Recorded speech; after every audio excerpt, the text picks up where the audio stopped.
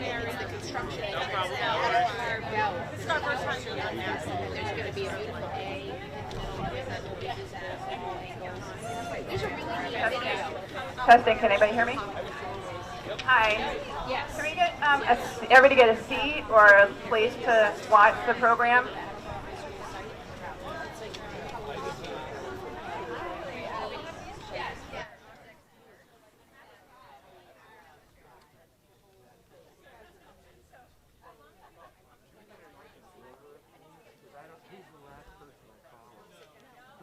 Dave Travell is reading a proclamation from the business. Okay.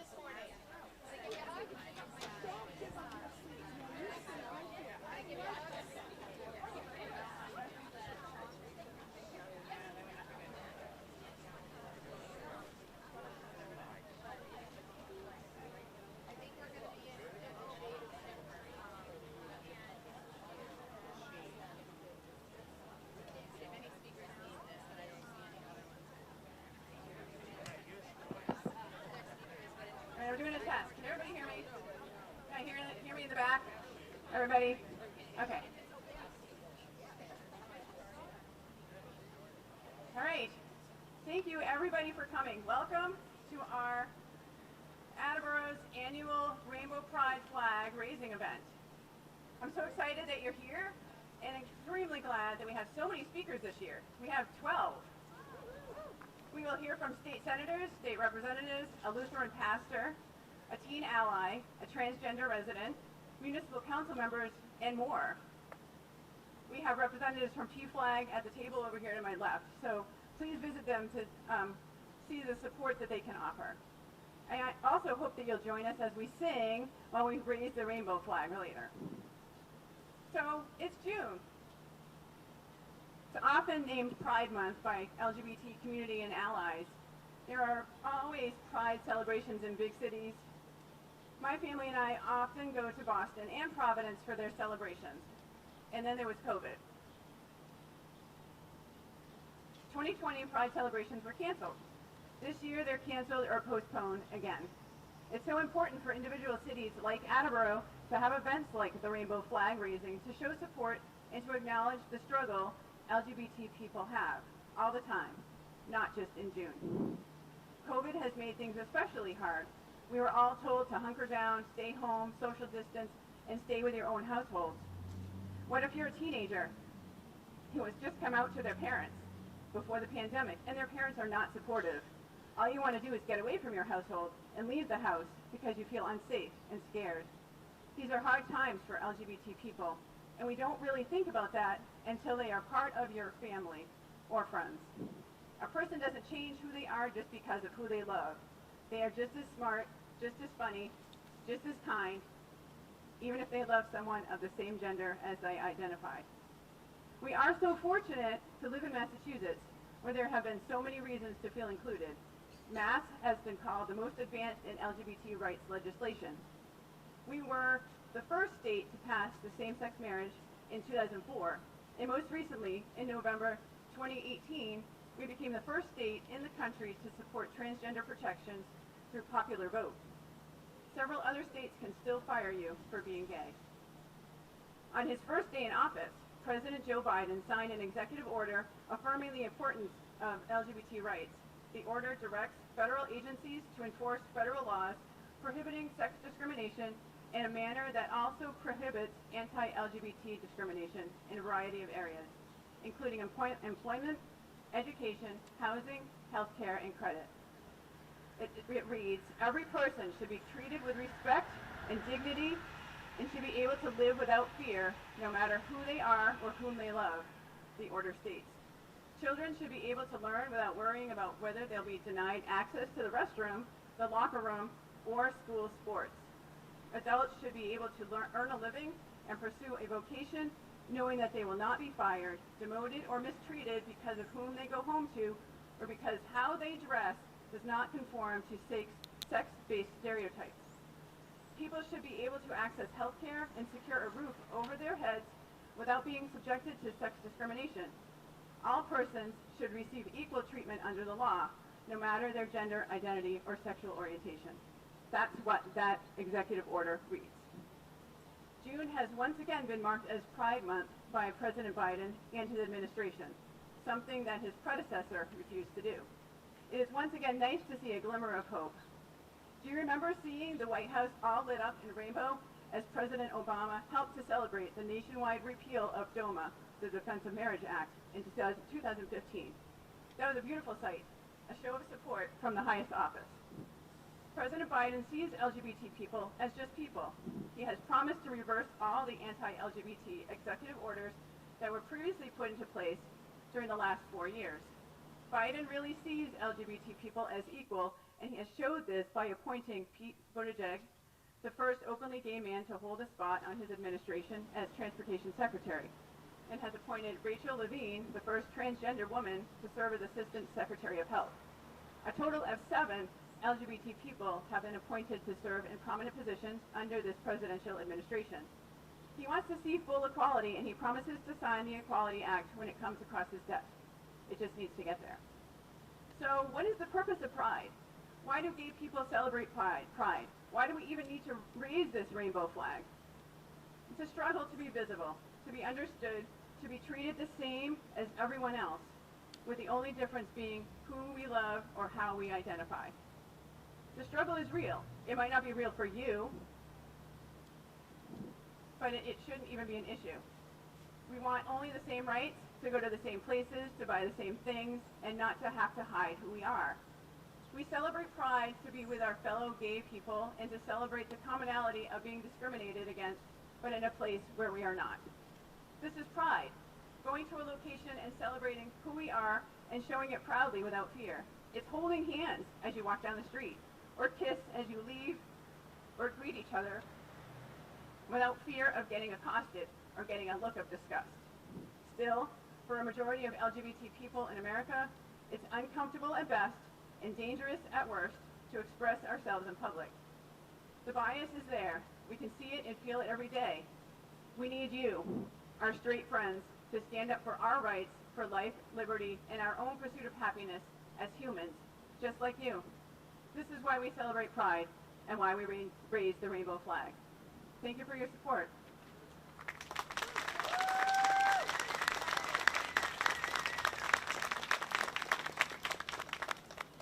Well, thanks. The next thing in our program, I'm going to introduce Stephanie Gray. We're going to talk about how you can today support us in Pride.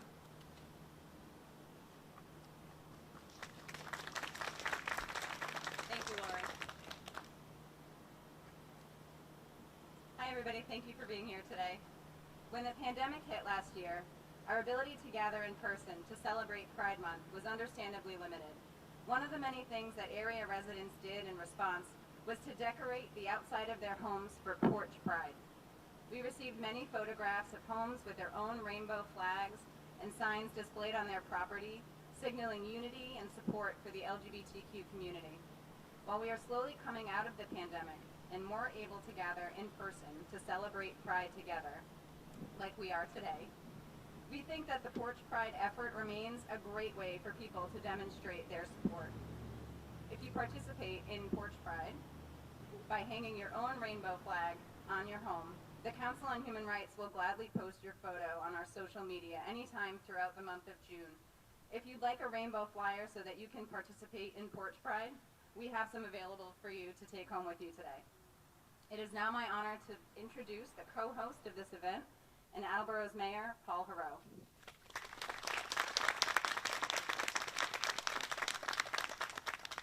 Morning, everyone. You guys hear me okay, Patrick? It's nice to be here again. Last year we had a smaller ceremony indoors, and this year we were really lucky with the weather. This is a great turnout, so thank you for all of you being here today. Pride Month is about many things. It's about our past. It's about our shared past. It's about equality for everybody we live with, everybody we work with.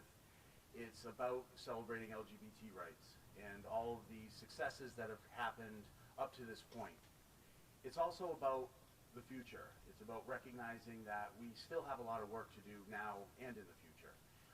Ron DeSantis, he's the governor of Florida, just on June 1st, signed a law that would prohibit transgender athletes from participating in other transgender sports, other sports where they would identify as their gender. That's a problem. It's discriminatory. And, so that's just a few days ago, and I don't think it was an accident or a coincidence that that law was signed on June 1st. Fortunately, here in Massachusetts, we're a little bit more forward-thinking. When I think about Pride Month, though, I don't just think about the LGBT community. I also think about all the other communities that are struggling, communities that haven't been privileged, to be born into a certain caste. When I think of that, I think of the Black Lives Matter. I think of folks who are having a hard time with economic equality. I think about people who have housing insecurity. So when we have Pride Month, those are some of the things I think about. And similarly, when we have Black History Month in February, I also think of Pride Month. I think of the LGBT community. Because the partnerships in seeking equality and equity are something that goes on throughout the year. And today is just one day that we celebrate a lot of the challenges that we have and a lot of the successes that we've had, but it's something that goes on all year long. I'm proud to continue this tradition. This tradition of raising the pride flag was started by my predecessor, I believe in his second to the last year, or his last year as mayor in Attleboro, but I'm happy to continue this, and whoever succeeds me someday, I hope this tradition also continues. With that, I look forward to raising the flag and supporting equality and equity throughout the year in any way we can. So thank you so much for your time, and thank you for being here today.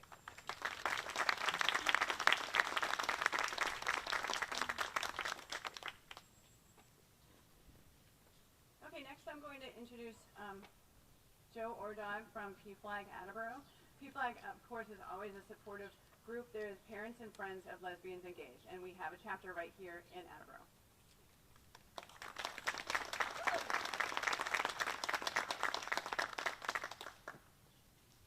Good morning. I'd like to thank Mayor Heroux, the Council on Human Rights, and all of you assembled here for the raising of the rainbow flag. This flag symbolizes our commitment to acceptance and inclusion of all members of the LGBTQ community in our cities, our lives, and in our government. PFLAG of Attleboro holds meetings to provide support to families, friends, allies, and members of the LGBTQ community, and we also participate in advocacy, education efforts on LGBTQ issues, and because of the pandemic, instead of meeting in person, we've been meeting virtually over Zoom. So feel free to contact us, pick up information and literature over at the table. We celebrate today to show that we want a community that accepts everyone for who they are. We wish to have everyone included in the day-to-day activities of our lives, free of fear of being called out for our differences. We need to stand together to teach love and acceptance of all. We need to constantly remind ourselves, our families, and our friends that love conquers hate. May we take pride in knowing that our community stands with all of the LGBTQ community, not just for the month of June when we celebrate Pride, but every day throughout the year.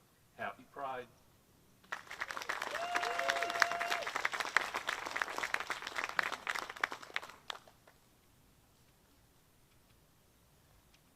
Thank you, Joe, for all of your support. Next, I want to introduce City Councilor Kathleen DeSimone. Thank you, Laura. everybody. Good morning. It's awesome to be here, awesome to be outside, and fantastic to not be wearing a mask. My name is Kathleen DeSimone. I am a member of the Attleboro Municipal Council, and I'm happy to be here today celebrating what I believe is the 5th raising of the Pride flag at City Hall. I thank the Mayor and the Council for Human Rights for continuing this meaningful tradition, and I thank you all for joining us in this event. 17 years ago, on May 17, 2004, Massachusetts became the first state in the country to legalize and recognize gay marriage. Exactly 10 days later, my spouse Laura and I were married right here in City Hall. By then City Clerk Sue Flood. And I think we were married either in council chambers or in the annex room next door, I can't remember. And although it will come as no surprise to those of you who knew her, I remember Sue Flood was particularly gracious, kind, and welcoming, and I greatly appreciated her for that. Laura and I were joined on this momentous day by my mother, my sister, my brother, and our nieces and nephews. And after we got married here at City Hall, we went to Weather Lanes for lunch. My kids laugh when they see the pictures from that day. Laura and I were both wearing khakis. Some of you may appreciate that. And Laura also happened to be 4 months pregnant with our daughter Liv, who would be born in October. It really was quite a day. A shotgun gay marriage at City Hall, followed by lunch at a small restaurant down the street, after which we went home to our 4 cats. Certainly not your average wedding day, but as meaningful as any. Unlike far too many LGBTQ people, I have always had a supportive family who loved me and accepted me as I was and embraced every one of my gay friends and relationships. My being gay was never an issue in my family, and for that I am very grateful. And I wish that every LGBTQ person could have the same kind of loving and supportive family I had. More than that, I wish every child could be seen and loved for who they are. To be honest, Laura and I getting married was not really about us, and it certainly wasn't a political statement. In fact, if you had asked me what I thought about gay marriage in 1993, when I was one of a million or more people marching in the Gay Rights March in Washington, I would have told you that I actually didn't care about getting married. What I cared about was gay couples being given the same rights, benefits, and protections as married couples.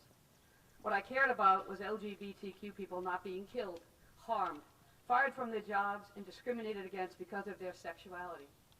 I cared then, as I do now, about justice and equality, about being seen and being treated equally under the law. But by 2004, in a long-term loving relationship with a child on the way, I came to better appreciate what marriage meant. It meant family. It meant that my name would be included on my children's birth certificates and medical records and school records. I was their parent. No other explanation would be needed.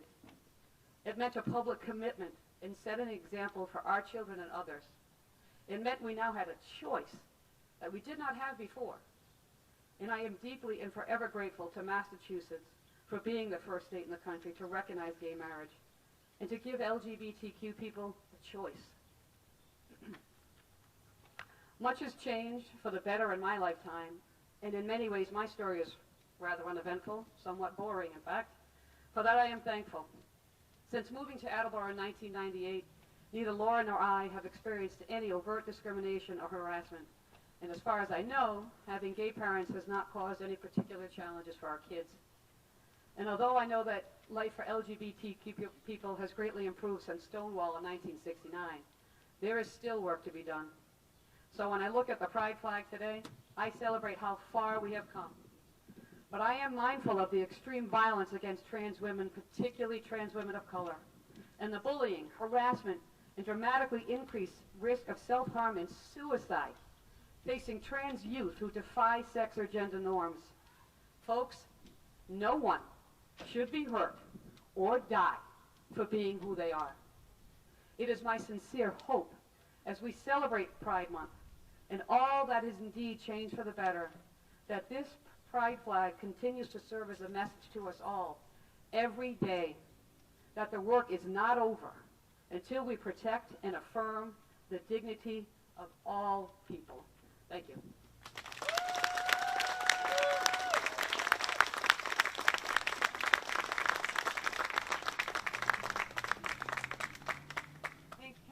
really appreciate hearing from you.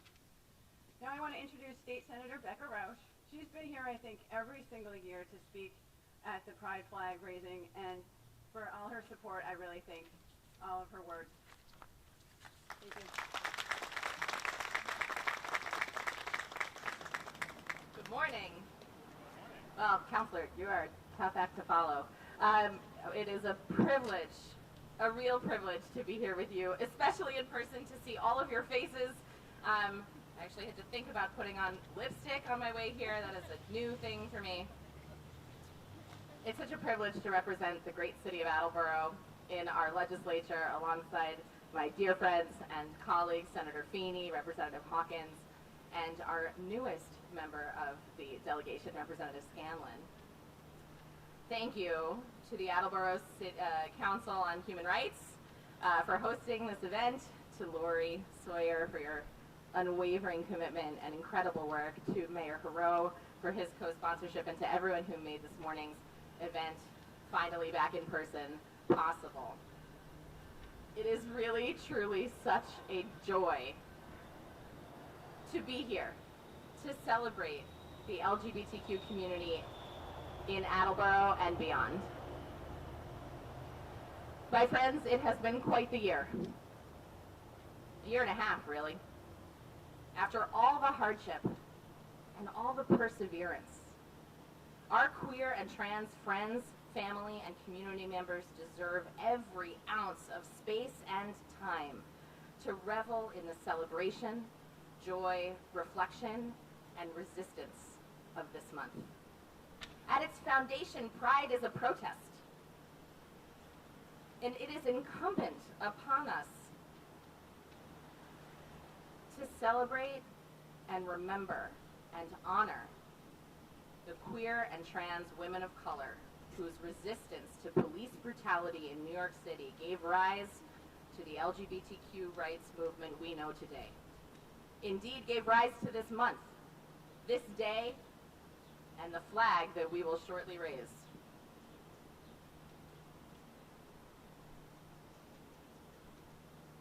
So today, let's pledge together to continue their fight for equity, safety, and dignity everywhere, in healthcare, in housing, in elder care, in a broken criminal law system, in our schools,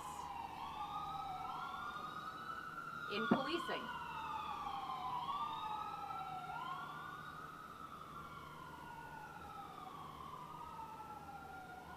in our educational curriculum,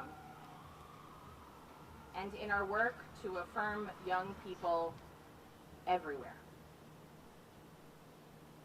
Personally, I'm taking this month's time to celebrate the beautiful diversity of gender and sexual identity in my own family and in our broad communities that I'm so privileged to represent.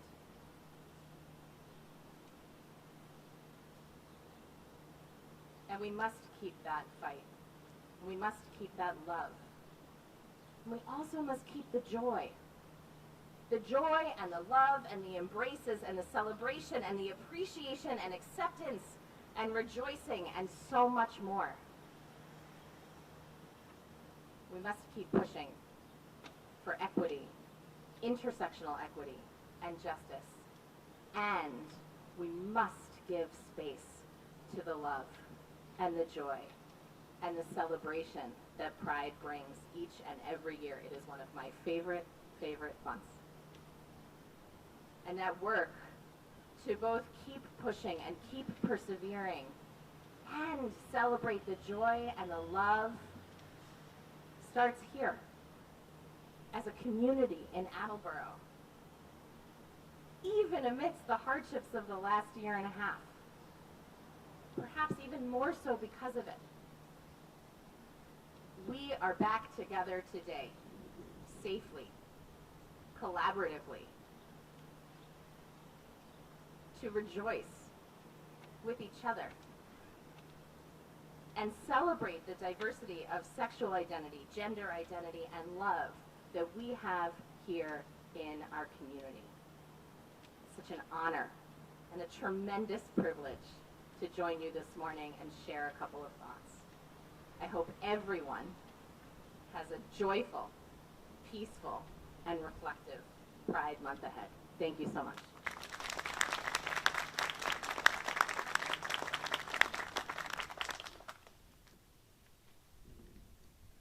Thank you again, Senator Roush, for your words.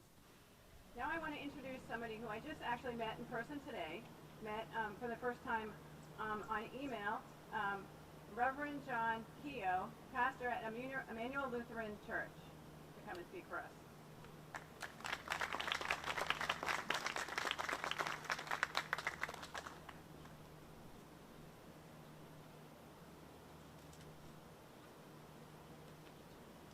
I'm wearing my clerical drag this morning.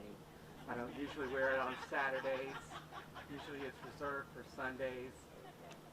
But I thought it was just important to represent clergy this morning and represent my congregation up at Emmanuel Lutheran Church. I had lived in New York for 35 years when I got this call to be the pastor at Emmanuel.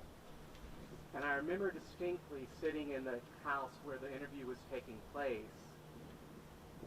And I asked the group that had been formed to interview me, are you sure that this church is ready for a gay married pastor? They had been very great for many years. They had all women pastors prior to me. But I was assured, no, they're ready. And I have to say, they were ready.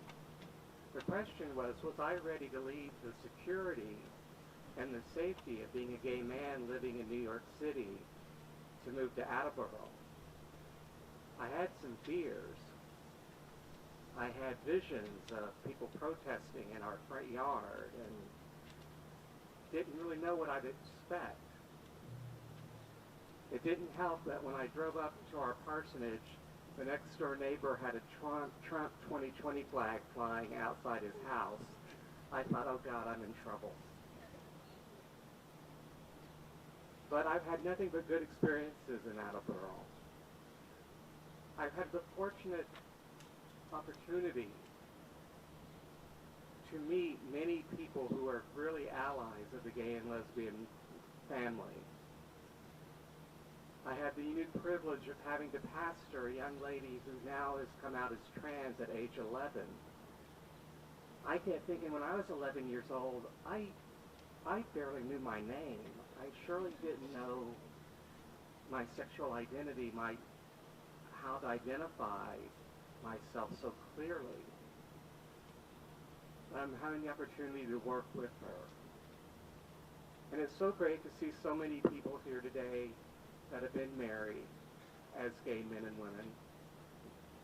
My husband and I were married in 2011 at St. Peter's Church in New York. We were the first same-sex married couple there at a very progressive Lutheran church in New York City. I want to brag a little bit about the congregation I come from. We're a member of the Evangelical Lutheran Church in America. And just last month, we voted for and elected our first transgender bishop. So we have come a long way of really arguing about whether gay men and women could be pastors, now having a bishop who's transgender. I'll finish because I know it's hot out here, but I'd be remiss if I didn't say that I'm a little sad today as well. Today is the very day, it marks exactly 40 years ago to this day, that the first diagnosis of HIV/AIDS came out in California. That was 40 years ago. For gay men growing up today, it's just a history lesson. But for me, I lived through that. I lived through the fear of that. And one thing I tell people about that time, if you want to find God's role and God's intent in things, I think in many ways it was a way to bring gay men and our lesbian sisters together. Because who were the best care providers and best caregivers during that time but lesbian women who took care of their gay men and brothers? So I want us to remember that today, how far we've come. That God, we have medicines today, and that we're not dying in numbers that we did. But let's never forget the fight that we had to fight for our lives and for our right to be here. It's good to see you all. Thank you.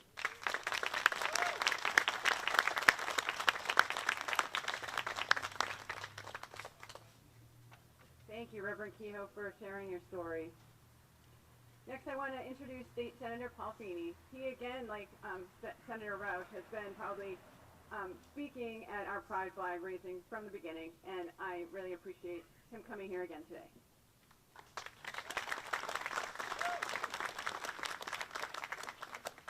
Thank you so much. Good morning, everybody.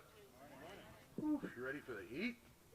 Who would have known last weekend, being 40 and rainy, that we would have 95 degrees and humid? But we are ready, although I'll tell you, as a big bald guy, it is tough sitting in the sun. But I appreciate you all being here.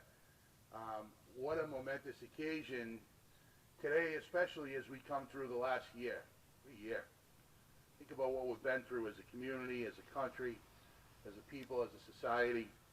But here we sit today. I want to thank Laurie, the team, the Council on Human Rights for bringing us all together, Mayor Hero, for your constant commitment to this cause and others throughout the city, to my friends and colleagues in the legislature, Senator Roush, thank her for her powerful remarks, Representative Hawkins, Representative Scanlon, and to all of you, the members of the council, to Council DeSimone, for your powerful, powerful testimony. Thank you, sister, for what you just offered.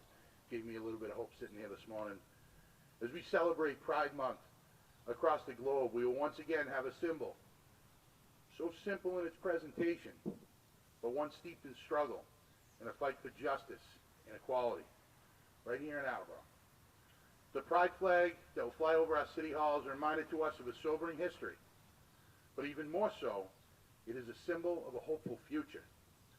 That history that we reflect on may seem abstract to some and may be diluted through each generation, but for others, it's a path of pain and a trail of tears.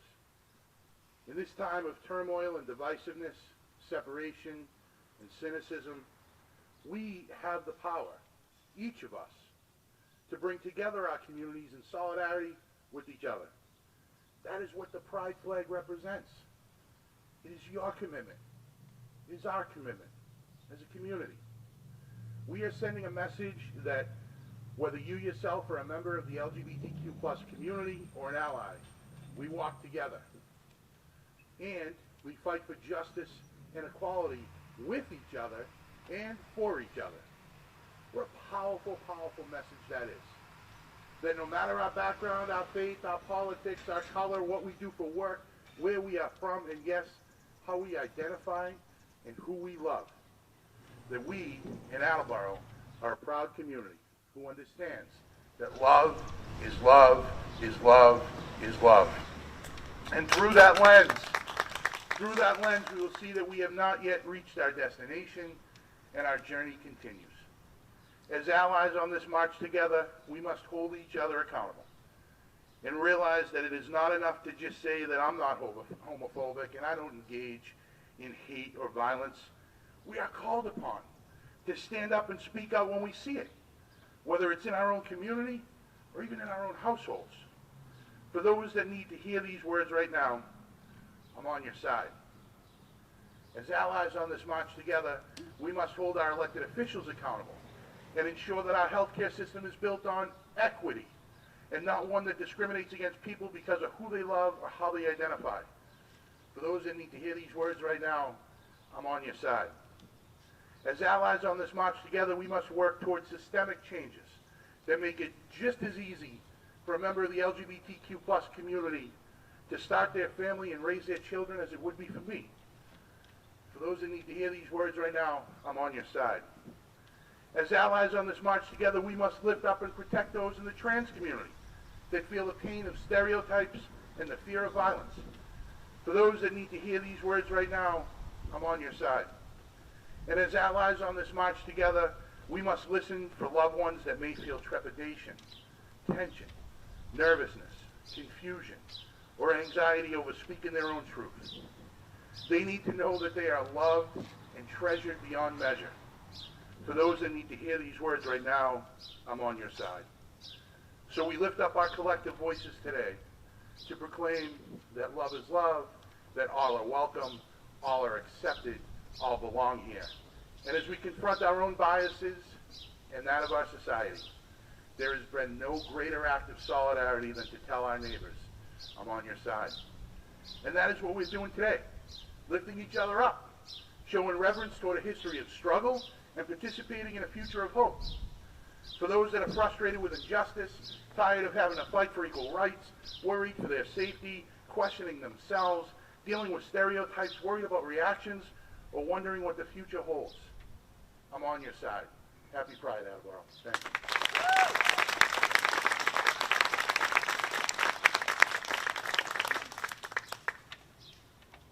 Thank you, Senator Finney, for being on our side. It's amazing.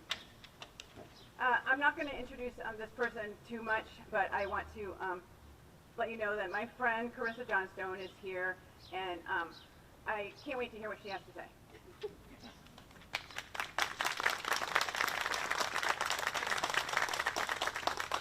Good morning, Attleboro. Good morning. Yeah, my name is, that's my name. I've known Laurie a number of years, met her at church. I'm transgender.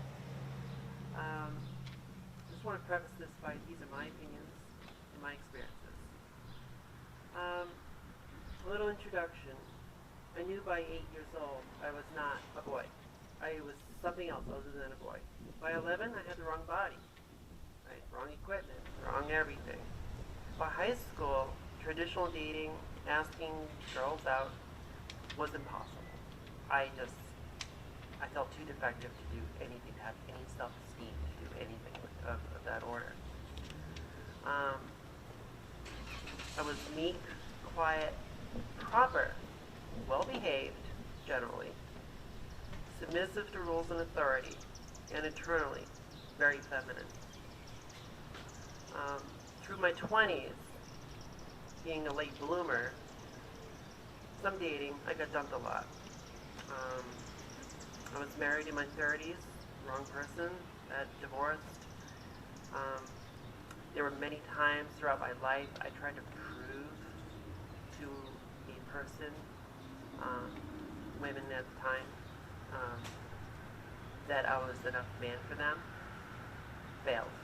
Personal training, failed. Not to put words in other people's mouths, but I've known plenty of AMABs, assigned male at birth, who tried military, bodybuilding, you name it. And same with AFABs, assigned females at birth, trying to do everything they could to deny their actual true gender. So by my 40s, my alcoholism was out of control, way out of control. I wanted to die, I really did. But I sought help. So letting go due to loving support from so many new friends who were not only graceful, but loving and empathetic to my situation. And I transitioned about 5.5 years ago. So I am a lover of science, but also a lover of God. And I've had to adjust how I see my higher power in a way that is more my own.